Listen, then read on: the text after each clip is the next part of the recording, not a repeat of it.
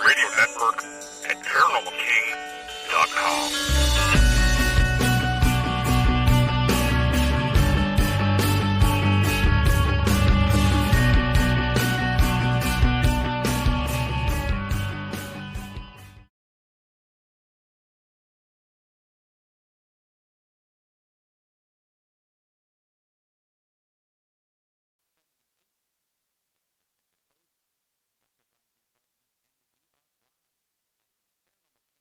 Radio Network at ParanormalKing.com.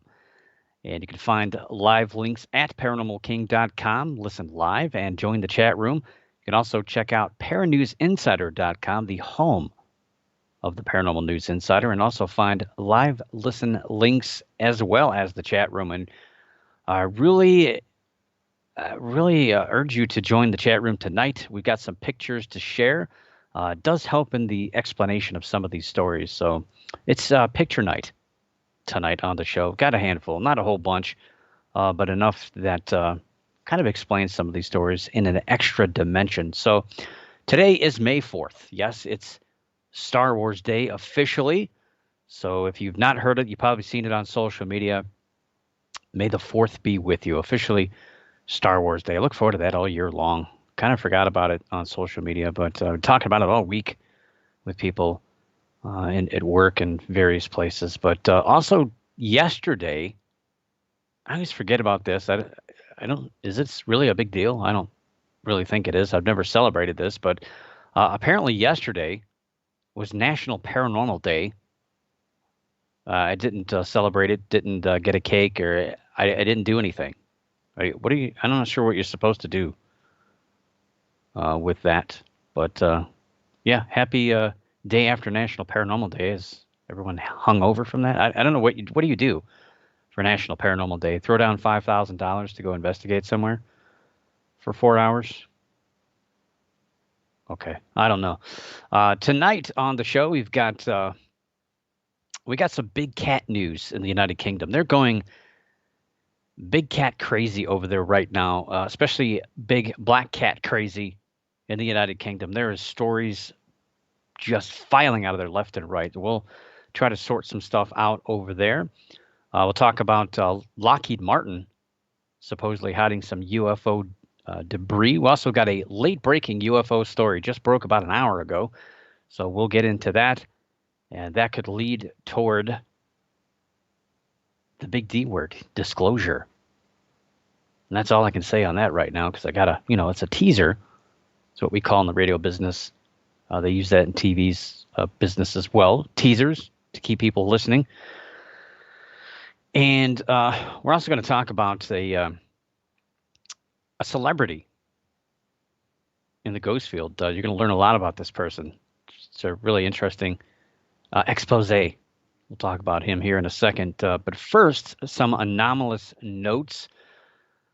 Something special has been brewed up. I saw this a little while ago. I don't know if it was a couple of weeks ago, but during the week I saw this, and I kind of ignored it. I thought it was something silly. But this is exciting news. Something special has been brewed up for this year's Smoky Mountain Bigfoot Festival. That takes place on Saturday, May 22nd. Yeah, you are invited for a special wedding event. None other, and I wasn't sure who they were talking about. There was going to be a special wedding there. I didn't know if there was like maybe some Bigfoot hunters were getting married there or something. Somebody maybe in the community, maybe some movie star or somebody was coming into town and decided to make the Smoky Mountain Bigfoot Festival their venue to get married, or maybe just some random couple. I wasn't sure, but now I got the scoop. And apparently, none other than Mr. and Mrs. Bigfoot themselves are finally getting married. And they are the last event of the night, just before close at 6 p.m. In the meantime, be sure to check out the Smoky Mountain Bigfoot Festival's Facebook page. There's some videos explaining the story of the Bigfoot couple. It's kind of like that, that YouTube thing where you get caught up and the next thing you know, you look up and it's 8 hours later. It's pretty interesting stuff. It won't take you 8 hours to watch all of that. This is a pretty cool event. It's a short day. It's only 6 hours long, but it's jam packed with events. There's going to be a number of speakers, including Cliff Barrickman of Finding Bigfoot. They'll also have food trucks. I noticed they're going to have some beer, which is pretty unheard of for a Bigfoot event, but that's also pretty cool. There's going to be a pre-event 5K run. Probably want to lay off the beer if you're going to do that. Music by Squatch, sax with an X in there. He's going to be playing the saxophone. I don't know if it's the same dude from all those viral videos. He's pretty good. Could be him. I'm not sure. He's going to be playing a couple of times that night. They're going to have a chainsaw carving auction. I might drive down there for that. Those things are pretty cool. You're going to have Bigfoot Calling with Cliff. And kind of an aside to the event, I think it's going to happen later on in the evening. It seems as though somebody called out Bigfoot. And Bigfoot's going to be taking part in a special wrestling event. He's going to be part of a battle royal with East Tennessee Championship Wrestling. Yeah, I'm not sure I'd get in the ring with Bigfoot. I almost want to go down and see that event. So food trucks. So it's going to be some social distancing. Most of this event, I'm pretty sure it might be the entire event, is going to be outdoors. I'm sure they've limited the amount of people that will be in the area for the event due to COVID. So I'm sure it's not going to be thousands of people. They could probably pack it with that type of thing, but hopefully they've got everything spread out. But yeah, if you're not comfortable, don't go. I'm not sure I'd want to go, but I'd like to see some of that stuff. And speaking of cancellations, postponements, the McMenamin's UFO Festival. It's on I forget how many years that's been going on. McMenamin's has been moved from May 13th through the 15th to September 23rd through the 25th in McMinnville, Oregon. So another postponement due to COVID. I haven't really combed through all these events. There is the Haunted Heights Paracon 2020, generally a pretty small event. Small but powerful for the area. Beautiful area, too. Houghton Lake, Michigan. It's in Houghton Lake Heights, right along the lake. Beautiful area. I spoke there, I think, 2 or 3 years ago. I forget when. That's this weekend, May 7th and 8th. Also, the Virginia City Paracon is this coming weekend, May 7th through the 9th, in Virginia City, Nevada. Not Virginia, Nevada. Let's see. What else we got? UFO stuff. Nothing this weekend. I got to look on a couple of other events. And I mentioned the Smoky Mountain Bigfoot Festival. So, not to be confused, so there's the Smoky Mountain Bigfoot Festival, May 22nd, Townsend, Tennessee. There's also the Smoky Mountain Bigfoot Conference. That's not until July, the last time I checked, in Gatlinburg, Tennessee. So don't get those two mixed up here. This weekend is the Southeast Texas Bigfoot Conference. The last time I checked, May 7th through the 9th. But their website is not working, so I'm not sure about the status of that one. Website is not working, so I don't know. You might want to check. I've done the best I can with these events. I put stuff up, and sometimes these these events change their status. They don't really make a huge announcement for it. And, I try to do my best to make sure that you have the most up-to-date information, but I highly recommend if you're going to go to any of these events, you check and make sure that everything is good before you head out there. Because sometimes they get canceled. I don't see any information on this being canceled or anything, but yeah, definitely check it out if you're going to go and see that event. And as always, keep your eyes on the paranewsinsider.com website and click on the events tab at the top. I try to keep it updated. It's pretty hard sometimes because of COVID, especially the last year and a half has been very difficult to keep that thing straight with all the cancellations and reschedules and moving around because of COVID. Obviously, you want to be safe, and these people, a lot of people are losing a lot of money over this stuff, but the show will go on, as they say. So hopefully these events will go on, and I'm sure everybody thought this year would be fine and dandy to do these things. And as you notice, there's a lot happening in the fall, or I should say in the summer, because you can do stuff outdoors, which is still not completely safe just because you're outside. It's all about social distancing and just put the mask on. I know people are tired of it, but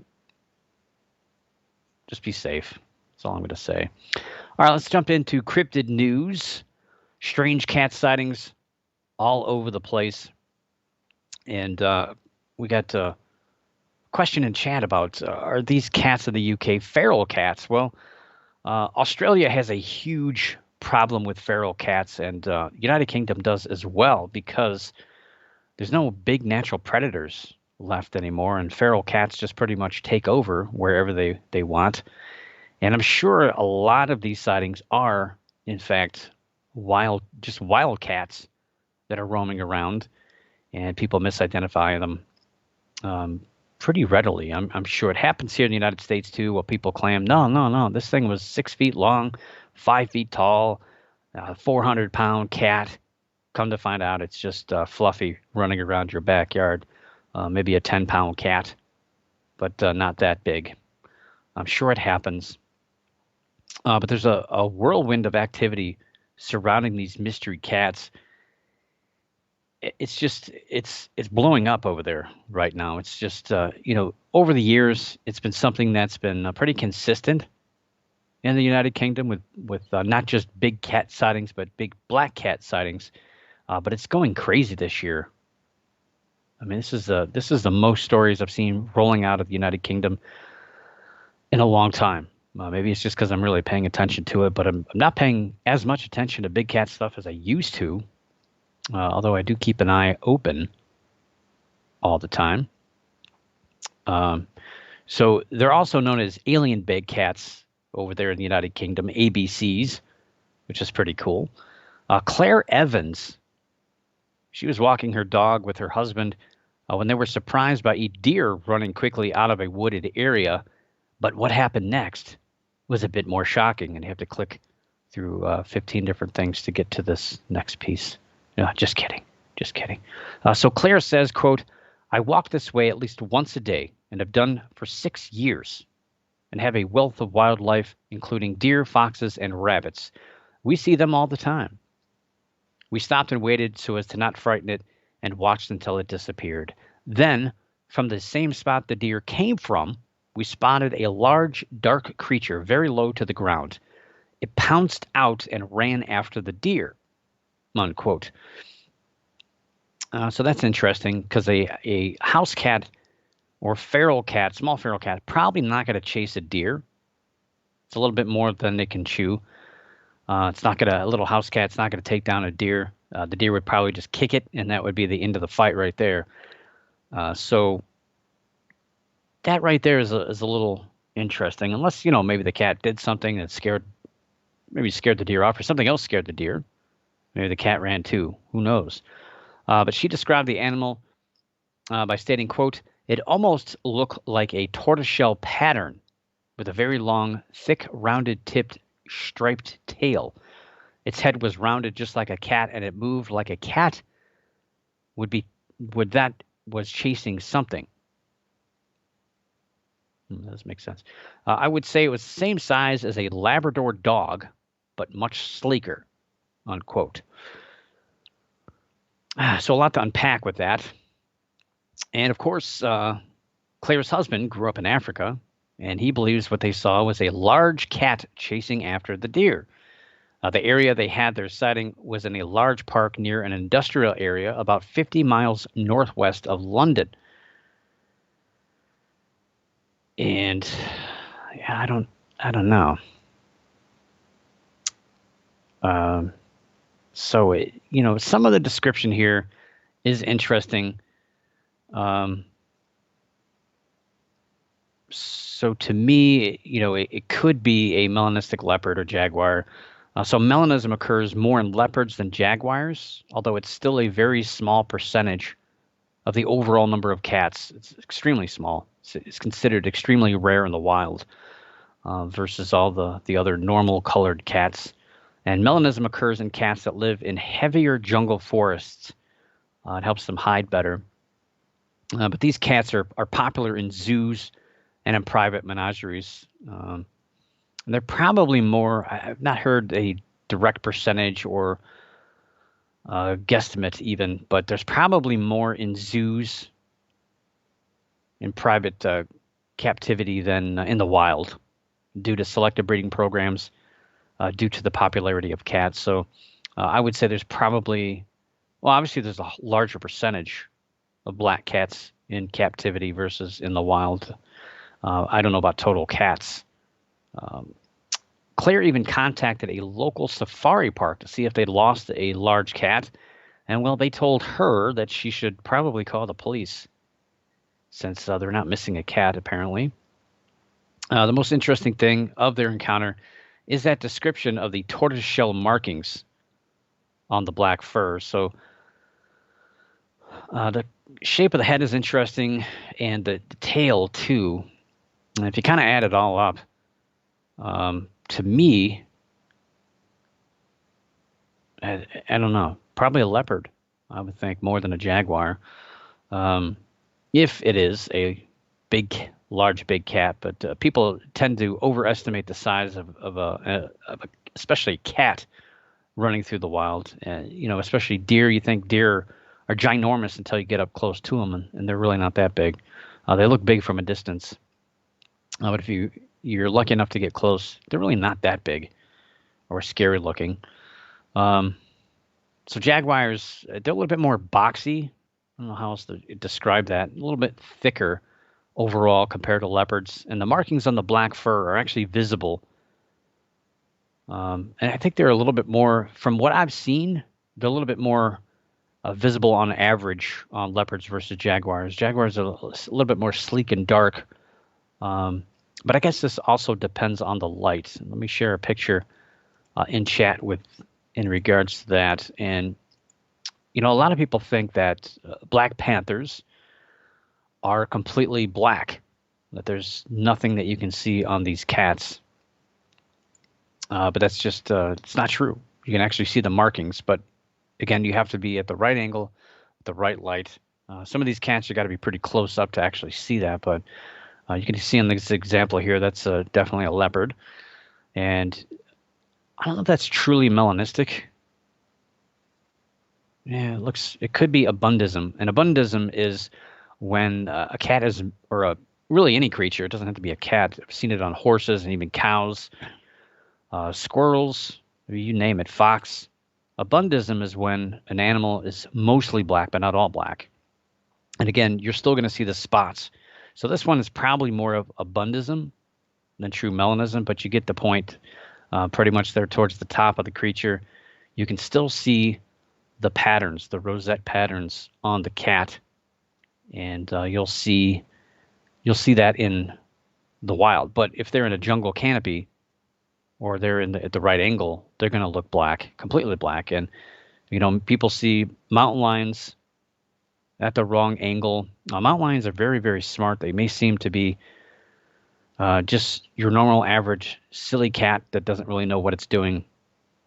But they're very smart, and they'll put themselves between you and a light source to make them a little harder to see, especially obviously the sun. So when you're looking at a cat with the light source behind it, it's going to look a lot darker. And I'm sure that people would be, people would mistake that with that light and shadow playing on that. So yeah, the black panthers, essentially you're describing melanistic North and South American jaguars and European and Asian leopards.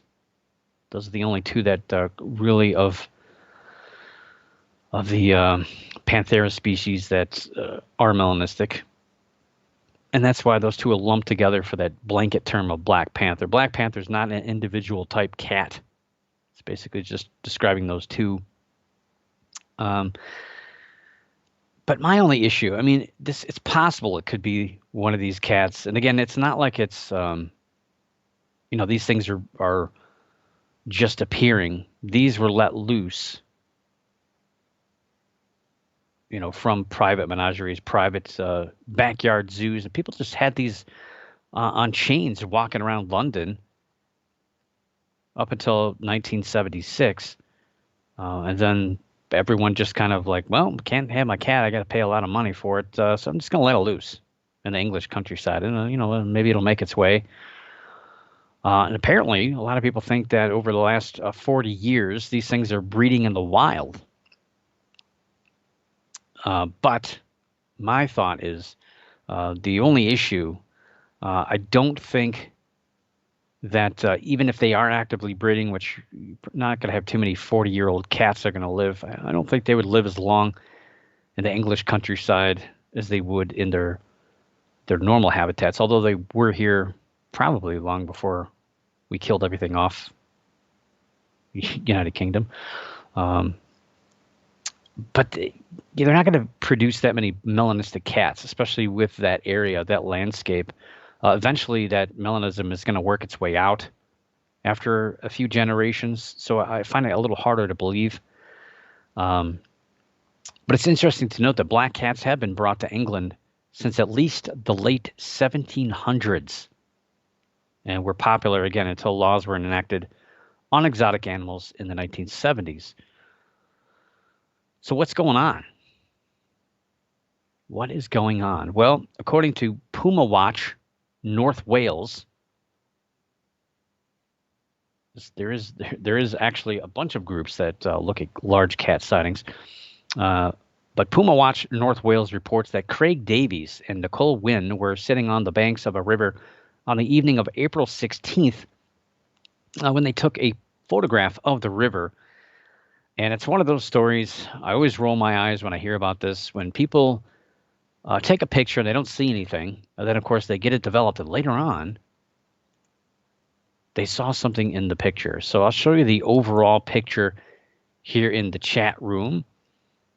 And you can see this beautiful picturesque river, trees, and pretty large bank across from it, and nice little landscape. You can click on the picture and it should get a little bit bigger. And it was when he was reviewing the photographs, he saw something strange, a little different. It appeared to be a dark animal shape there on the left-hand side along the bank underneath the trees. He said he was about 100 yards away from that area where this creature would have been. He swears up and down this is a black panther, of course. It's what it's got to be. It can't be anything else. It's not a dog, he says. Definitely not a dog. Cannot be a dog. I don't know why people are... Usually when somebody makes up their mind like that, there's really nothing you can do at that point for them. They've made up their mind. So here's a blow-up picture circled in red. Of course, you have to use red. Red is a universal paranormal outlining color, apparently. So you can see it's definitely a shape. What it is exactly, you can't tell. You can't tell that's a cat. You see what could be a tail there, but it might not be a tail. Who knows? It could be anything. Now they say he took other photographs of the area, but no other photographs show this dark object. Although no one's been to that exact area and taken photographs, which would really clear this up quickly, or somebody going to that site and looking for a sign, looking for prints. He says there are cows in the area, but none of them could get down to the river. So I wonder if any of these cows have been injured. And I tend to agree. I think that's just a dog. It's probably a large hunting dog or a large dog nonetheless on this property. You say you didn't see it when you were there. You probably didn't notice it. So kind of speculating after the fact, Monday morning quarterback kind of thing. You really can't narrow down that it's a cat. Yeah, kind of looks like a cat, but kind of looks like and are two totally different things. That could be anything, really and truly. Although it does stick out, and I'm surprised that you wouldn't have seen that taking pictures, but it is what it is. But interestingly, to add a little credence to this story, about 2 hours after the photograph was taken, a witness stated, quote, an extremely large cat the size of a dog jumped over a fence at the back of McDonald's car park into a wooded area, unquote. That's a few miles. I think it's a few miles away from that area. Actually, less than a few miles from that area.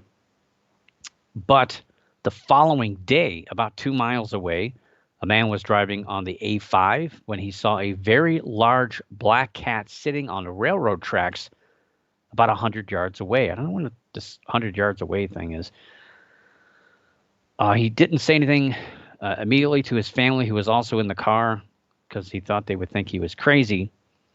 Why he didn't go back, I don't know. I would have gone back. I'd have looked. I've seen strange things before. I remember when I was a kid, we were crossing railroad tracks. I was a kid, so don't judge me. I was a little kid. But I do remember pointing out to my family, like, look, there's a deer down there. He's looking at me. And then the deer turned his head and wiggled his tail, and I realized that I was looking at his butt, and his butt was looking at us, not his head. But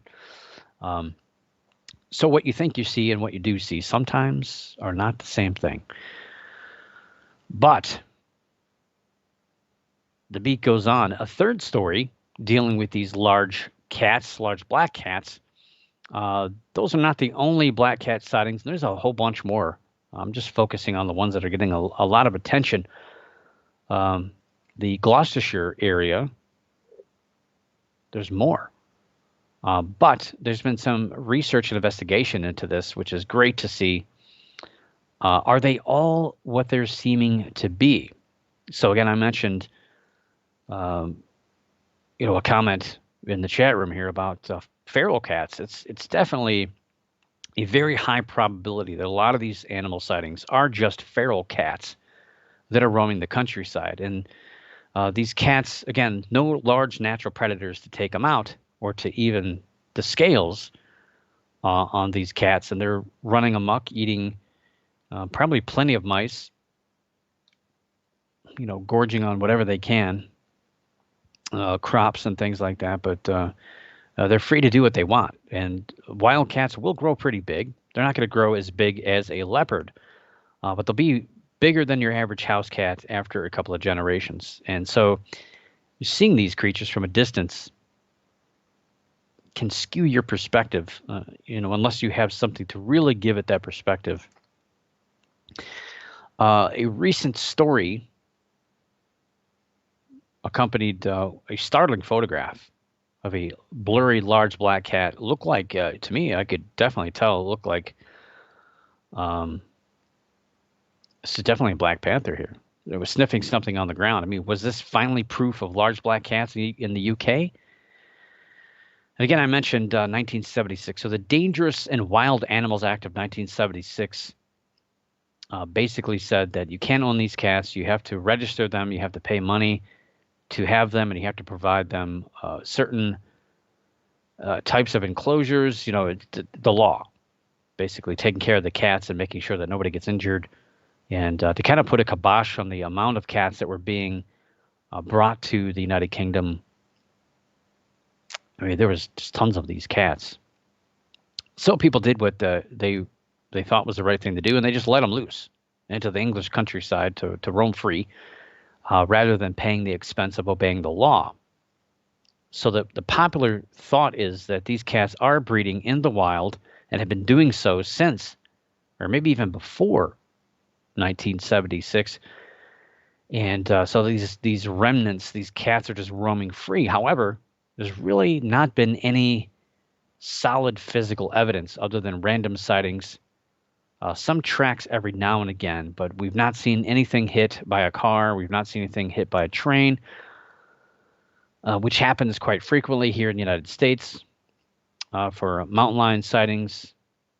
And other countries, things get hit by cars or at least seen long enough to get good, solid video. And we don't have that here. But what about this photograph? Startling photograph. It's a little blurry, but it's definitely a large cat. It's not a house cat. I mean, it definitely looks like one that we'd expect to see in a zoo, not eating a little food bowl in your kitchen. But the photograph, as it turns out, was photoshopped from one that was actually, it appeared in a story about black cats in the United Kingdom in 2020, published by ITV.com.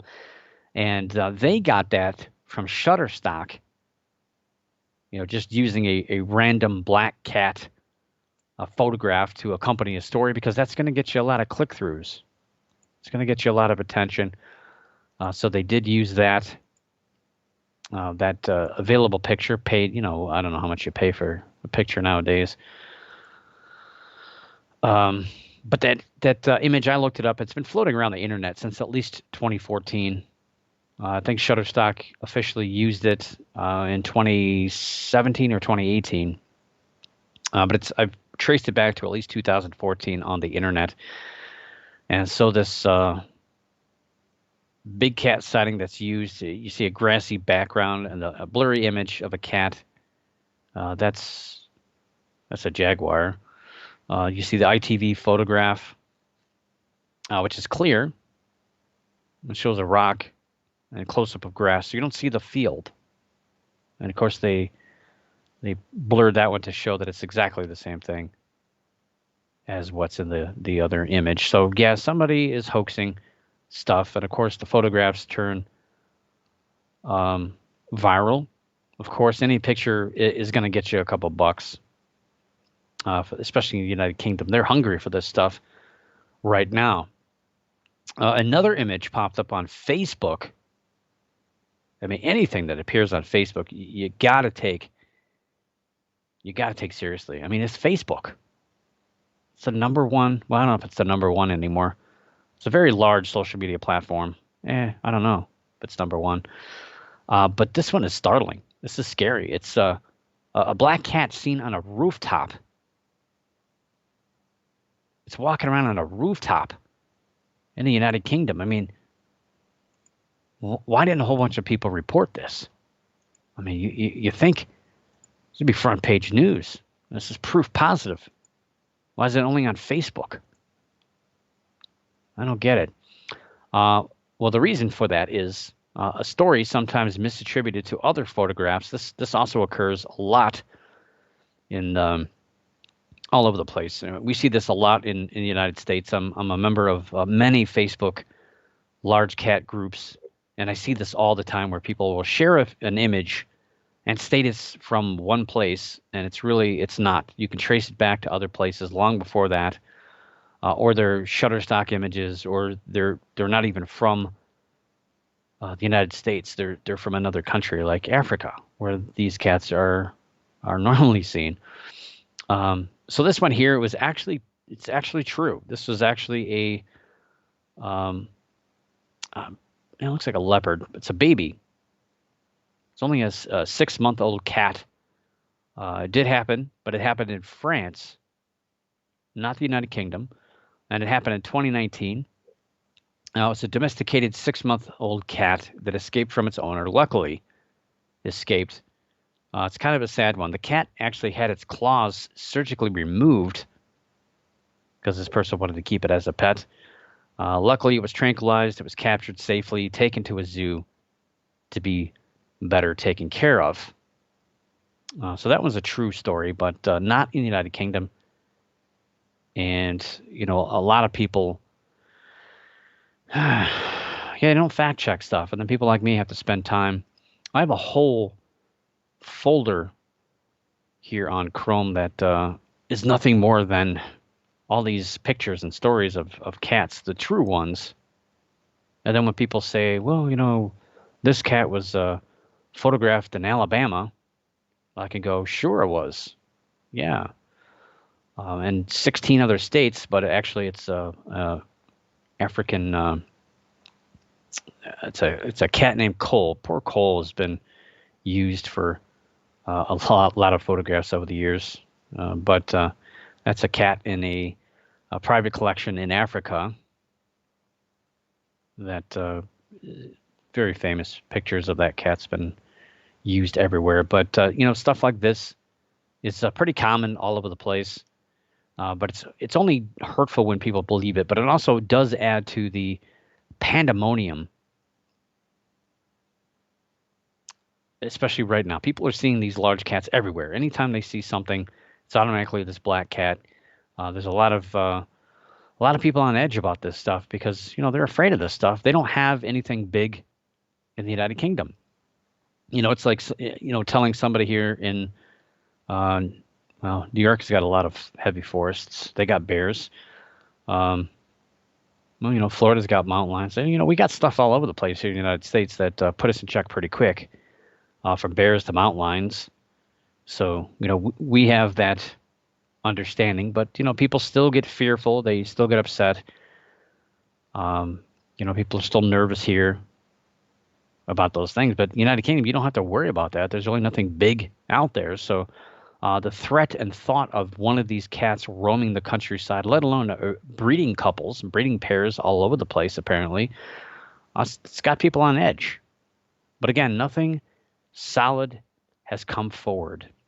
But speaking of mysterious cats in the United Kingdom, it's just been announced that the documentary Britain's Big Cat Mystery will be shown this fall. It's pretty cool event.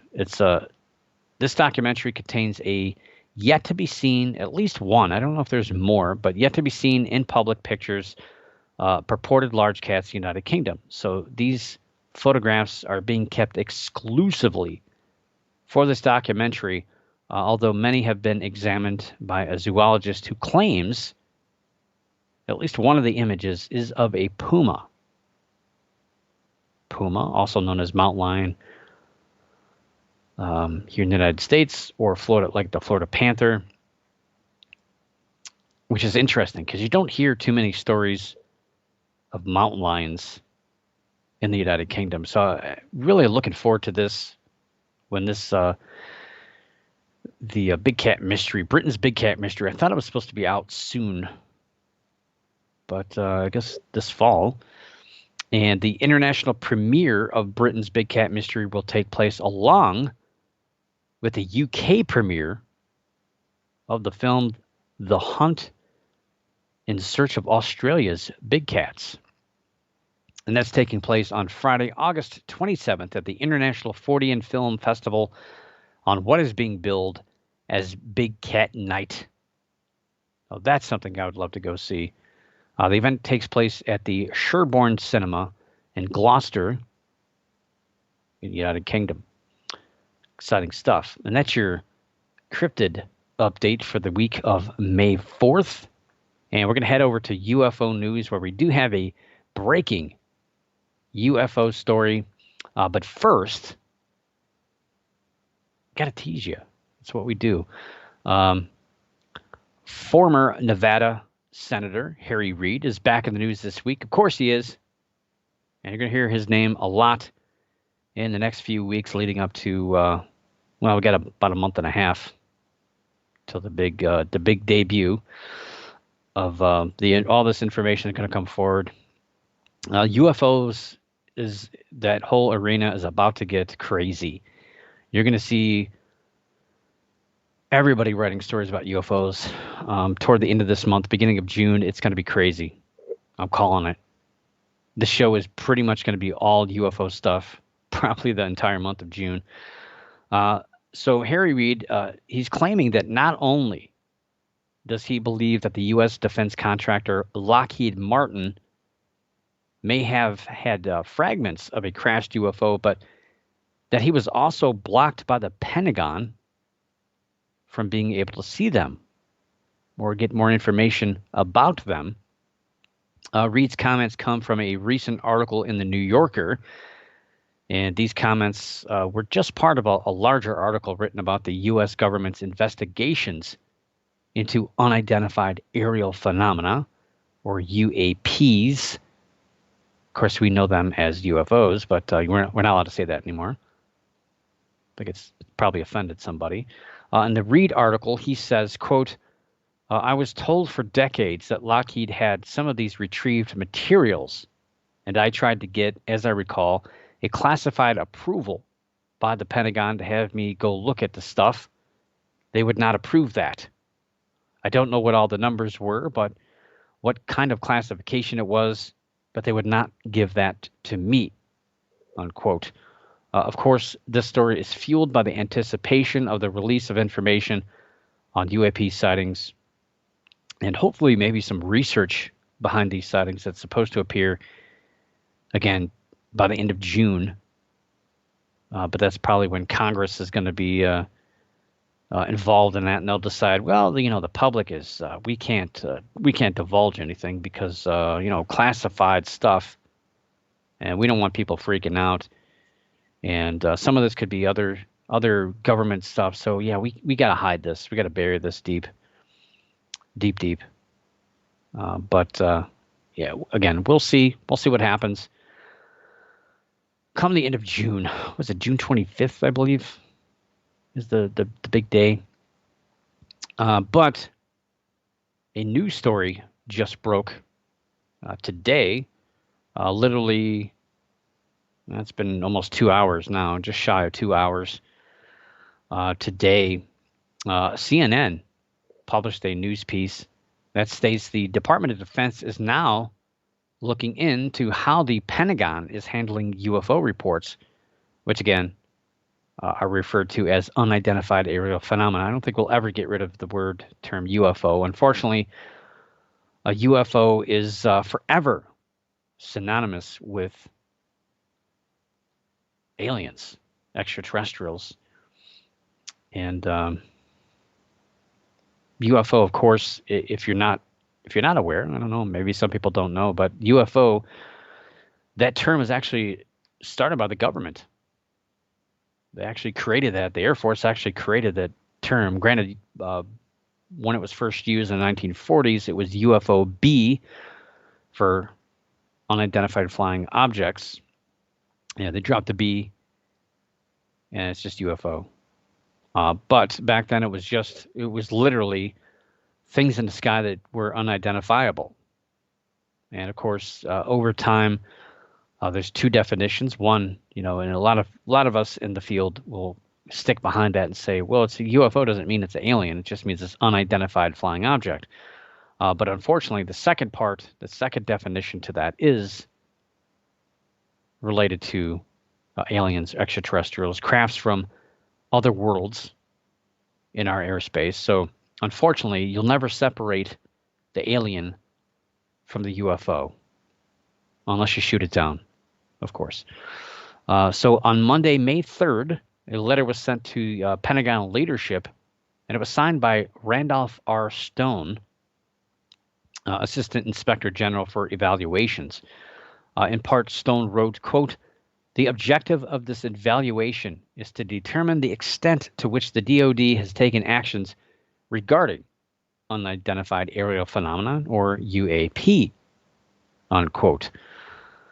So we all know last year the Pentagon created a task force to understand the nature and origins of UAPs, but so far they've really not released anything. Nothing valuable as far as information on the topic. It's just been all leaks, essentially. And you wonder, are these controlled leaks? And it's my hypothesis, it's my personal opinion that all these leaks are done on purpose, and I'll tell you why. So this year, we had the release of another video. This one, the night vision triangle UFO from 2019. And it's freaked out a lot of people, got a lot of people talking, got the government talking. And agencies are, again, pushing for more information on the topic. And it's interesting, and I'll say it again, that people within the government are being heard louder, talking louder about UFOs, or I should say UAPs, than the private sector anymore.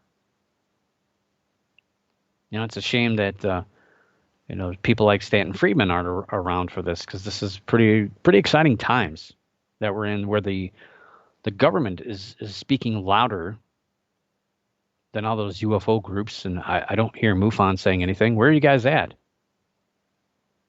Hello, MUFON. Anybody home? I don't think so. But yeah, these agencies are stepping it up. And so, yeah, we'll see what happens in June. But yes, next month, the Office of the Director of National Intelligence and other agencies are set to deliver unclassified reports of UAPs to Congress. And of course, how much of that's going to trickle down to the general public?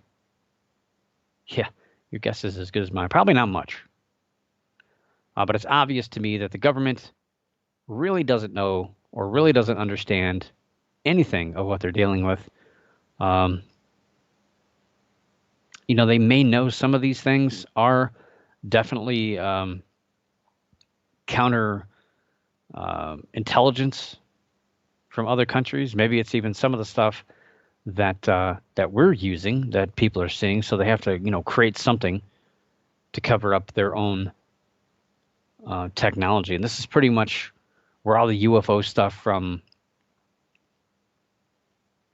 I mean, really, you can go back to the 40s. A lot of these UFO sightings were just tech that the USA was testing.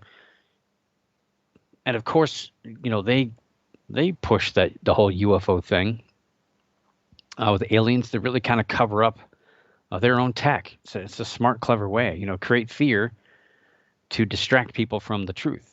And that's pretty much what's going on here. Everyone's thinking that this is all about extraterrestrials and this is all about aliens and these are about spaceships invading the United States. Well, that's probably not true. What's happening here is pretty much the same thing that's been going on for decades. We're being inundated with a craft, either our own, used against us by private organizations, private institutions, people who are spies, potentially selling classified data, classified information through video or other sensing technology to other governments. Other governments maybe infiltrated the United States, off the coast. A lot of these things are happening off the coast where, believe it or not, there's submarines right now, probably right off the coast of California, right off the coast of Florida, North Carolina. They're there, but you don't hear about it. Russia, we constantly are dealing with Russian aircraft invading our airspace, and every now and again that actually hits the news, where a lot of times you just don't hear about it as much. Then you hear about it later on. So all this stuff is happening all around us, but the government tries to keep it as quiet as it can. Of course, when it pushes and allows other things to inundate our news cycle that people are focused on, like the Kardashians or what LeBron James's political stance is today, or all the other internal conflict that we have. Let's stir up racism a little bit more to get people to stare at that for a little while the real stuff that's going on that could really affect our freedoms and our liberties that's sitting right off the coast is ignored. But yeah, that's a great, awesome question in chat. Why are other countries not coming forward? Why is it just us? Well, other countries have been releasing their data set of information. United Kingdom came forward a few years ago.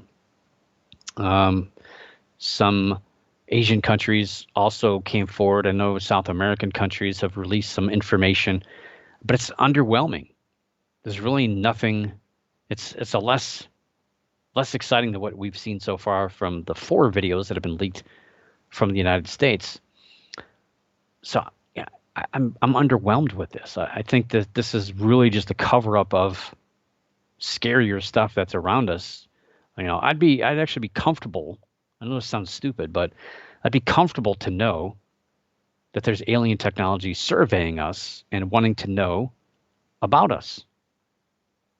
rather than, um, China or Russia using technology that we can't intercept, we can't track, we can't capture, we can't shoot down, that's spying on us. Because if that's at that point, how long are we going to be at a disadvantage, and what does that lead to down the road as far as wars or takeovers? We live in this country, and we just have this perspective that we get up in the morning, we go to work, we drive our car, we go on vacation, we fly anywhere we want.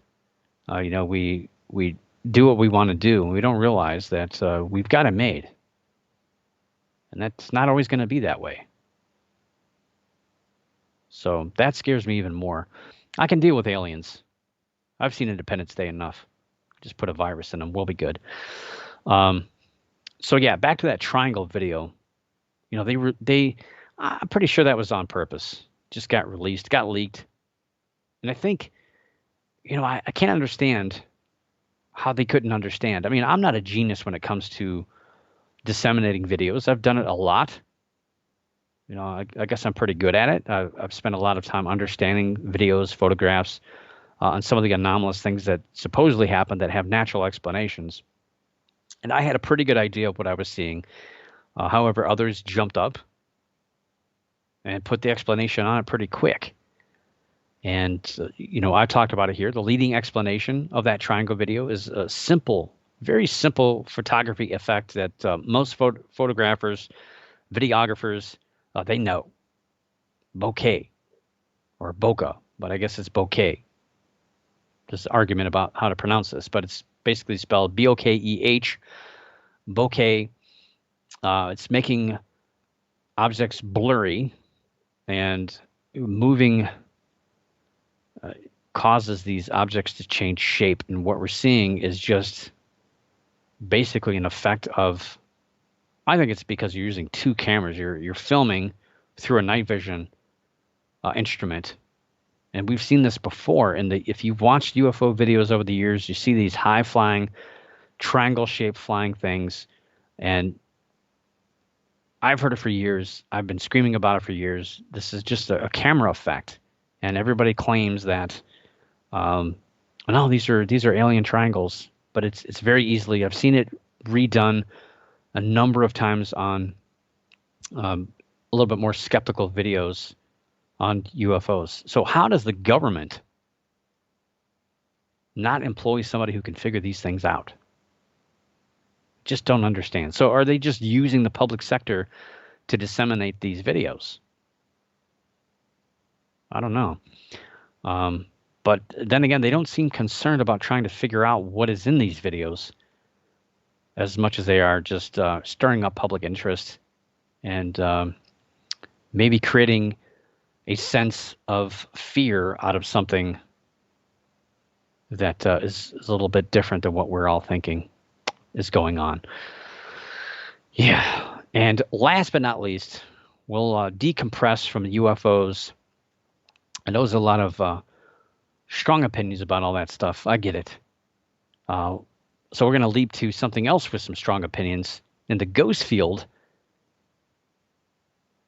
And I don't know. I don't really, I'm not a big fan of the ghost TV shows. Never have been. You have two camps of thought on that the ghost field is completely ruined by all the influx of TV shows starting back in 2004 with ghost hunters. And you have those on the other side that say these TV shows saved the ghost field and has educated more people and has brought so many people into the field. I'm kind of in between. I'm in the middle. I think some of them are good, but most of them are trash. And it doesn't matter how many people you bring in the field. If the quality is pretty low or people don't really know what they're doing, are you really helping it? But love them or hate them, and some people even love to hate them.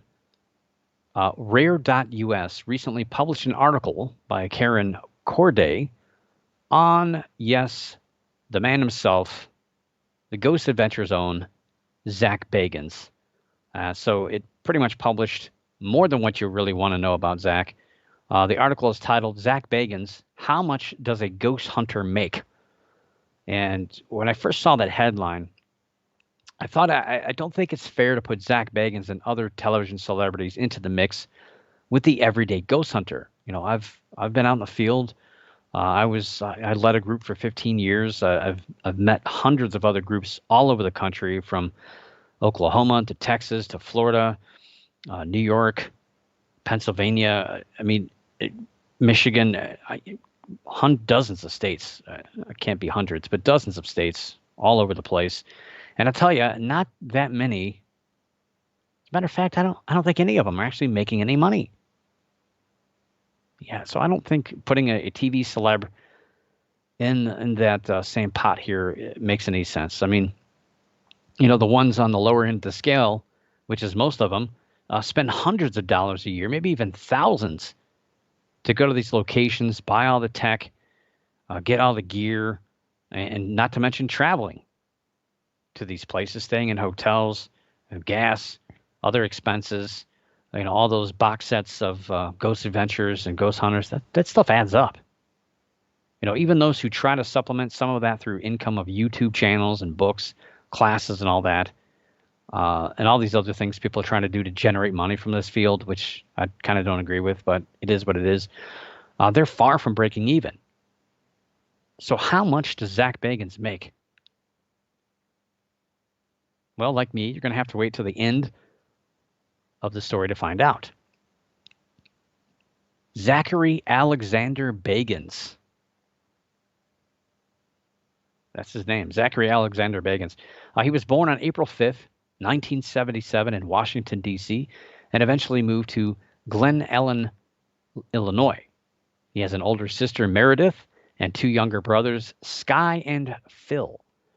After graduating high school, he studied at the Motion Picture Institute in Michigan before moving off to Las Vegas. He did graduate, pretty sure. It was here that he met Aaron Goodwin and cooked up an award-winning documentary on paranormal investigation around Nevada. Of course, that was in its heyday, just after ghost hunters had been out for 2 or 3 years at the time, and ghost hunting was pretty much at an all-time high at that point. So why not? Everyone else is doing it. And again, this is what I'm saying about quality over quantity. Sometimes you get too many people and accidents happen. This, of course, led to Ghost Adventures, which began in 2008 on the Travel Channel and recently moved to Discovery Plus in 2021. Other than television shows, he's also been involved with movie making. 2018's Demon House, if that counts, I'm not sure. He's also been involved in music. He's got an album called Necrofusion in 2012. I'm not sure. Maybe I'll illegally download that. I don't know. His own clothing line, Dungeon Wear. It's probably all tight t-shirts and baggy pants. Probably all dark colors. I'm not sure. Haven't checked it out. As well as a pair of books that he co-authored. But this article doesn't mention the controversial book, Ghost Hunting for Dummies, that is full of plagiarism. I think that's still available. Not sure. Bagans has also been tied to a number of women over the years, including former Playboy model Holly Madison. I heard they broke it off. Oh, that's sad. He's also the owner of a popular paranormal museum, of course, in Las Vegas, and also owns vehicles worth at least $2 million. I want to know what he drives. That'd be kind of cool. It's probably all black cars. 2019, he bought the infamous Charles Manson murder house in Los Angeles, where Manson's followers murdered Leno and Rosemary LaBianca in 1969. He purportedly purchased the property for $1,888,888, and I'm sure 88 cents. I'm not sure about the cents part. But as of January 2021, he put the house on the market for $1,999,000 per Realtor.com. So he's trying to turn it for $100,000. a little bit more, 100,000. And that's how you make money. That's how you make money. Speaking of making money, so how much does well, I should say, how much is he worth? So how much is Zak Bagans worth? And this is much higher than I thought. I guessed a lot lower. His net worth, according to celebritynetworth.com, he's estimated to be worth $30 million.